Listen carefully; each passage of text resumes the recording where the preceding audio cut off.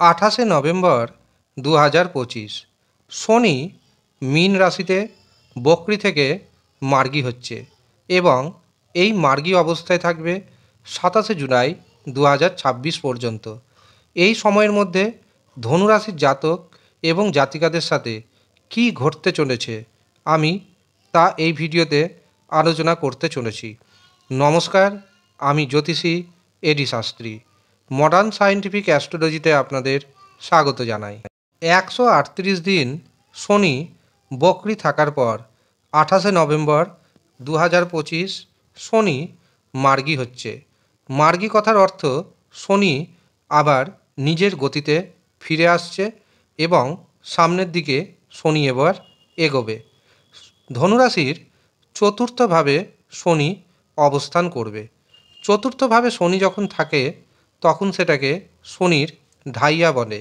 কাজেই 28 নভেম্বর থেকে শুরু হয়ে যাবে শনির ঢাইয়া। আর শনির ঢাইয়া মোটেও শুভ নয়। কাজেই আপনার ব্যক্তিগত যে জন্মছক সেখানে যদি শনির অবস্থান অশুভ থাকে, এর পাশাপাশি আপনার কর্ম যদি অশুভ থাকে, তবে এই সময় শনি আপনাকে চরম শাস্তি দিবে।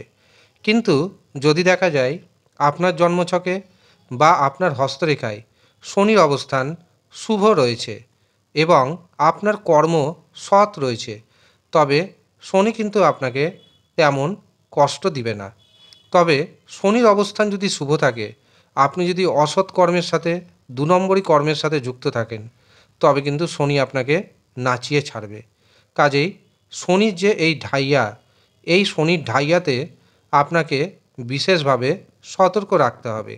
শনি যেভাবে অবস্থান করে সেই ভাবের বৃদ্ধি ঘটায় এবং শনি যেইভাবে দৃষ্টি দেয় সেই ভাবকে নাশ করে দেয়। কাজেই শনি যেহেতু চতুর্থভাবে অবস্থান করছে, বিদ্যার্থীদের অধিক পরিশ্রম করতে হবে। অধিক পরিশ্রমের মাধ্যমেই সফলতা আসবে। আপনি যদি পরিশ্রমকে ভয় করেন তবে কিন্তু আপনার সফলতা আসবে না। এই সময় শনি কিন্তু আপনাকে প্রপার্টি ক্রয় করার সুযোগ এনে দিবে, তবে একটু সাবধানে কিন্তু সেই প্রপার্টি ক্রয় করতে হবে। কাগজপত্র দেখে নিতে হবে, তারপরেই কিন্তু সেটি ক্রয় করবেন। অতিরিক্ত বিশ্বাসের বশবর্তী হয়ে যদি কোনো কিছু কেনাকাটা করেন তবে সেখানে ঠকবেন। এই সময় কাউকে অর্থ ধার দেওয়া যাবে না, কারো কাছ থেকে অর্থ ধার নেওয়া যাবে না। এছাড়াও এই সময় মায়ের শরীর স্বাস্থ্য বিশেষভাবে খারাপ হবে। কাজেই বড় ধরনের যদি শরীর স্বাস্থ্যের অবনতি ঘটে, তবে সাথে সাথে চিকিৎসকের সুপরামর্শ অবশ্যই আপনাকে নিতে হবে। তবে কর্মক্ষেত্রে আপনার যে জটিলতা ছিল সেই জটিলতাটা কিছুটা হলেও কমাবে।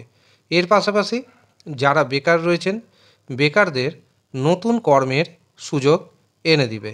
এমনকি যাদের চাকরি চলে গিয়েছিল তারাও চাকরি পাবেন, কিন্তু কঠোর পরিশ্রমের মধ্যে দিয়ে এবং প্রচণ্ড প্রচেষ্টার মধ্যে দিয়ে আপনাকে এই চাকরি ছিনিয়ে নিতে হবে।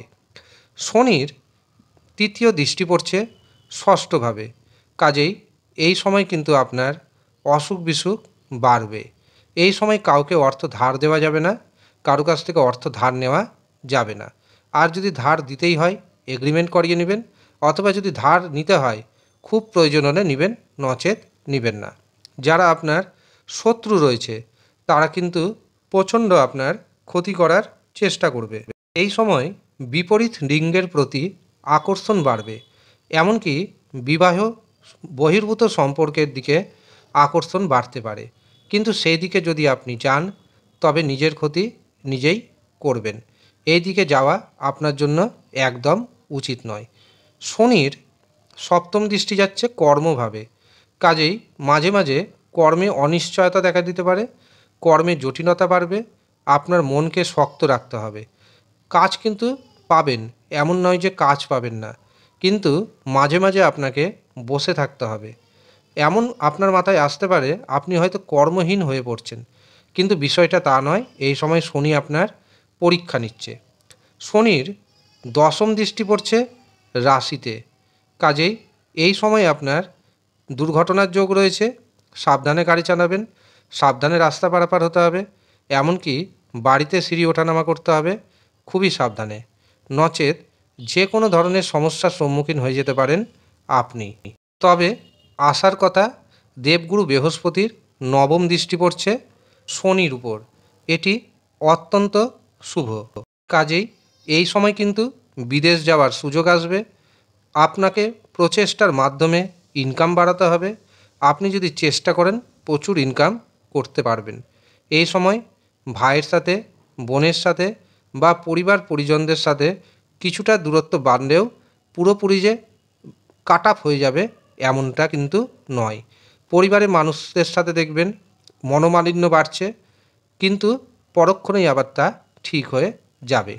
উপায় হিসাবে এই সময় আপনাকে প্রতিনিয়ত শনি মন্ত্র জপ করতে হবে, ওম প্রাং প্রিং প্রং স শনেশ্বরায় নমঃ। এছাড়াও প্রত্যেক শনিবার দিন, প্রত্যেক মঙ্গলবার দিন হনুমান চালিসা পাঠ করবেন, হনুমানজির মন্দিরে যাবেন। কিন্তু যাদের হাতে সময় নেই তাদের আমি পরামর্শ দেব, আপনারা সরাসরি শনি রক্ষা কবচ ধারণ করুন, শনির প্রকোপ থেকে অনেকটাই বেরিয়ে আসতে পারবেন। যারা মনে করছেন শনি রক্ষা কবচ নেবেন তারা নিচের দেওয়া হোয়াটসঅ্যাপ বুকিং নাম্বারে যোগাযোগ করে নেবেন। এছাড়াও যারা মনে করছেন নিজের জন্মছক বিচার করাবেন, হস্তরেখা বিচার করাবেন, তারাও নিচের দেওয়া হোয়াটসঅ্যাপ বুকিং নাম্বারে যোগাযোগ করে নেবেন। যদিও সামান্য অর্থ আপনাকে পারিশ্রমিক হিসাবে প্রদান করতে হবে। যারা ইচ্ছুক শুধুমাত্র তারাই যোগাযোগ করবেন।